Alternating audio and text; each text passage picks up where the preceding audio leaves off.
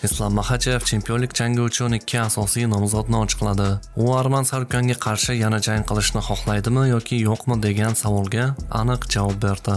Bundan tashqari Islom Pyotr va Merab o'rtasidagi ehtimoliy 3-jang bo'yicha o'z bashoratini aytdi.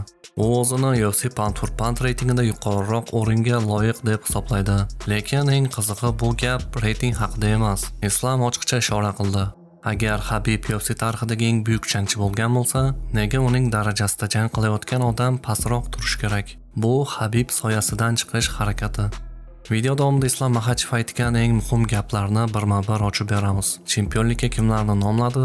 Sarukyan masalasida nima dedi? Yan Merab haqida qanday bashorat qildi? Va Habibni nega tarixdagi eng buyuk jangchi dedi? Shuning uchun videoni oxirigacha ko'ring va agar tahlilim sizga yoqsa, hoziroq obuna bo'ling, like bosing. Biz esa boshladik. Amaldagi chempion Islom Makhachev qachon oktagonga qaytishini hamda keyingi raqibi sifatida kimni ko'rayotganini ma'lum qildi. Uning gaplari: Menga yanvar oyida jang taklif qilishdi, ammo bu imkonsiz edi, chunki men 3 oy lagerda edim va dekabr oyida menga qo'ng'iroq qilishdi. Yanvarda jang qilasanmi? Men yanvarda jang qilmasligimni aytdim. Ular menga ismni aytishmadi, lekin menimcha bu Michael Moralesga qarshi. Bu mening taxminim, men aniq bilmayman. Ramazondan keyin aprel, may, iyun istalgan sana. Agar ular meni Oq uyga qo'yishni xohlasalar, kutaman. Agar bo'lmasa, men oldinroq jang qilishim mumkin. Agar Shavkat qaytsa, menimcha hozircha hech kim unga chempionlik imkoniyatini bermaydi. Lekin agar qaytsa, bu umuman muammo emas. Hozirda yarim o'rta vazn toifasida ko'plab jangchilar bor. Divizion o'zgardi, ko'plab yangi nomlar paydo bo'ldi. Michael Morales yaxshi raqib bo'lardi, chunki u mag'lubiyatga uchramagan. Prates yaqinda Yan Garriga yutqazdi.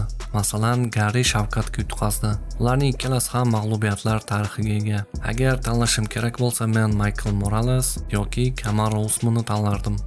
Ular hozirda ikkalasi ham yaxshi natijalarga erishmoqdalar, dedi Islom Makhachev. Ma'lumot uchun, Michael Morales va Kamaru Usman hozirda UFC yarim o'rta vazn toifasida 4 va 8 o'rinlarda bormoqda. Islom Arman Sarukyanga qarshi ehtimoliy jang masalasiga batafsil to'xtaldi.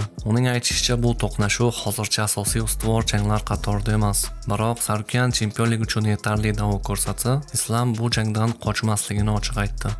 Makhachevning ta'kidlashicha, u allaqachon Arman bilan jang qilgan va bu jangda ustunligini isbotlagan. Shuning uchun u keyingi janglarda faqat yangi chaqiriqlar va haqiqiy sport qiymatiga ega raqiblar bilan to'qnash kelishni istamoqda.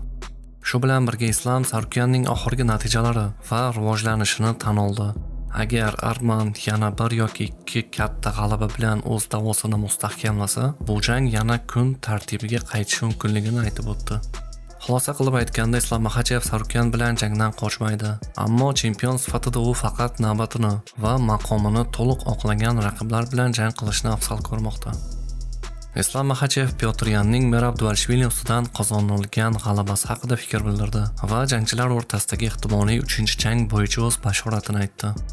Islomning aytishicha, Pyotr Yanga avvaliga Merabga qarshi qiyin bo'ladi deb o'ylaganini, biroq jang oldidan unga bu eng katta imkoniyati ekanini aytganini ma'lum qildi.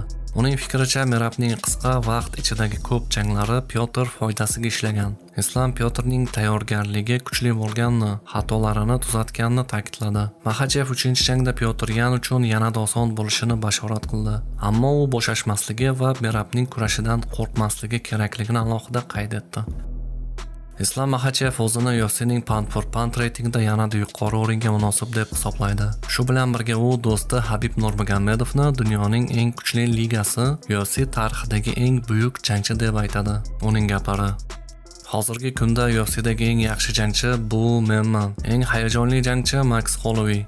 Tarixdagi eng bema'ni gaplarni gapiruvchi Conor McGregor. Tarixdagi eng yaxshi yarim o'rta vazn toifasidagi kurashchi George St. Pierre. Tarixdagi eng yaxshi nokautchilar Holloway va Gaethje. Tarixdagi eng buyuk UFC jangchisi Habib. Dada Islom yangi bergan intervyusida. Bu so'zlar bir qarashda oddiy hurmatdek tuyulmoqda, lekin chuqurroq qaralsa, Islom bu yerda faqat Habibni ulug'lamayapti. U o'zini ham shu tarixiy zanjirga qo'shyapti.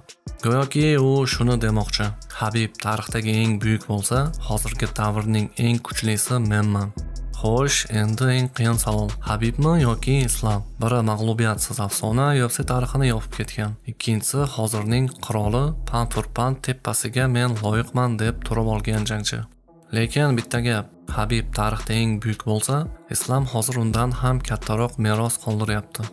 Sizningcha qaysi jangchi kuchliroq? Fikringizni kommentariyada yozib qoldiring va tanlovingiz sababini ham qisqacha izohlab bering. Keyingi rolikda ko'rishguncha barchangizga xayr. Sizlar bilan Tahlil MMA kanalida